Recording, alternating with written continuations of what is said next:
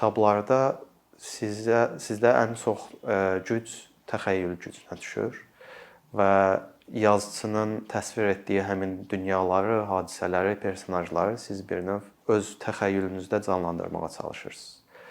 Kinolara keçid edəndə bir növ sizin üzərinizə düşən yük azalır, amma həm də limitlənir sizin baxış bucağınız. Belə ki, siz rejissorun baxış bucağı ilə bu dünyalara, hadisələrə baxmağa, onları görməyə çalışırsınız.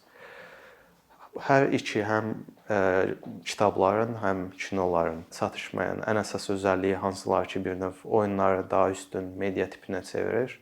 Oyun dizaynında bizim agency dediyimiz həmin o faktordur. Belə ki, həm kitablarda, həm kinolarda siz sadəcə izləyicisiniz. Siz baş verən hadisələrin heç birinə müdaxilə etmə şansınız yoxdur.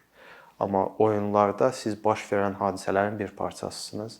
Siz hadisələrə təsir edə, bəzi hallarda hadisələrin hərəkət istiqamətini tamamilə dəyişdirə bilərsiniz. Bu bir çox aspektlərdən oyunları çox daha güclü media tipinə çevirir.